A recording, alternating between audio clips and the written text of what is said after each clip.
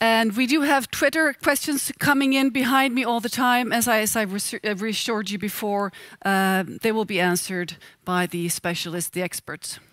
Let's see, do you hear me, Jamie, Katie, and Per Espen? I do. Yes, great. Let's see where Jamie's at. Okay, I'll just start by asking, thumbs up from Cathy, very good.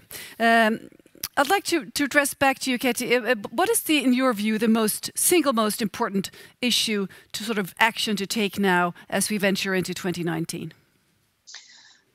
I'm going to be biased. I think there's two. One is I think we need carbon pricing. Push our countries to enact carbon pricing as well. I also think we need to empower women more. As we get more women into this movement, it really enhances. So yeah, at the front lines. So just hope that your example will be spreading throughout the world. Per Espen, in terms of collaboration, you talked about good examples, role models, etc. But also we need to address collaboration. What is your take on how important collaboration is to get into these, to sort of dig into a more fossil-free future? What we're speaking about is a huge systems change. And this cannot be done neither in democracies nor even in more authoritarian states from the top down. So if you want a system to change, you have to make all parts of the system change more or less at the same time. The three main important areas of the system change in our societies are citizen action, business action, and policy change. Now, these three things influence each other. So if there is a business launching some product that is quite green, but nobody's buying it, then it will die. So as consumers, we can stimulate business to launch more of these greener products, the net positive products. And then when the business do these things, then it changes the business climate. So when renewable jobs go up, for instance, they can get more policy change. And when the politicians see there is support from business and from citizens, they are willing to take the step further. In this way, we should get a virtuous cycle where politics drives citizen action drives business, it's all interconnected. Drives politics, and we get a good circle. That's what we need to get going. Do we have Jamie? Does Jamie hear me? We lost Jamie. Well, at least she's still somewhere out there in cyberspace. Let's talk about the politics of power and how to sort of talk to politicians. Of course, you're expert on this, Katie, but also to talk to high-level executives. What is your take on getting them to listen? Well, at Citizens Climate Lobby, we believe in the power of the constituent. Constituent lobbying, that's people lobbying their own representative who represents them at the federal level, bringing in community leaders with them to discuss together collaboratively, respectfully, appreciating service goes a long way to moving this down the field.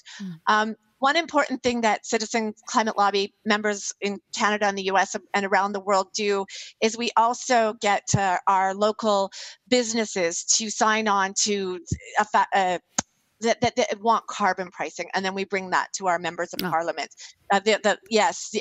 They need to know that they have the business support and the grassroots support. Thank you. Jamie, you're back with us. Great. Role models we talked about before, and also to be early on to empower, especially in your case, younger people.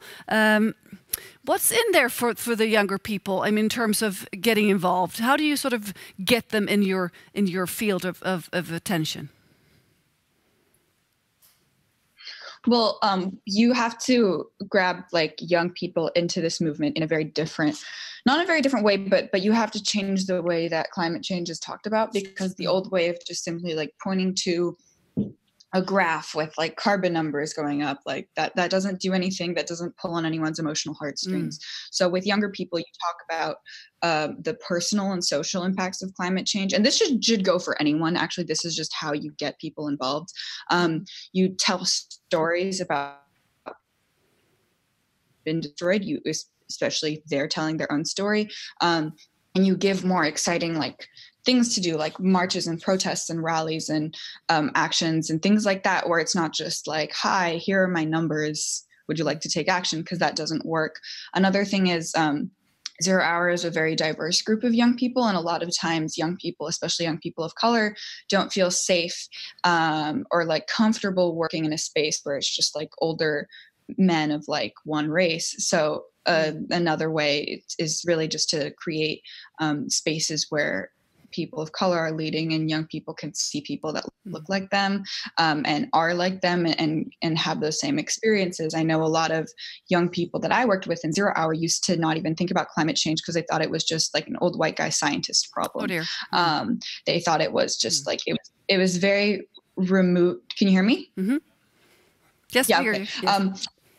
It was very like removed. All they would see, because that's what the mainstream media shows is like people presenting their numbers and a sad polar bear on an ice cap, but they don't see people who look like them. And the reality is that climate change most impacts people in the global south. It most impacts, there are so many human impacts. There are so many people who this matters to. And so when you want to bring in young people, which you should, because we're the ones who are inheriting this mess and we're the ones who are have to deal with it going forward, you need to make sure that you're talking about it through an intersectional lens through issues that already matter to them, and that it's an inclusive space. Thank you.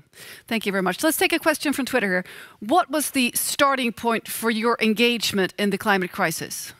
Any way you can address that. What was your starting point? How did you get involved? What triggered your attention? Mine is twofold, if I may. My father-in-law of my life partner of 33 years was an IPCC scientist. And when I was just a little bit older than Jamie, he said, you're going to be facing a big problem when you're middle-aged. So my husband and I were always super concerned by it.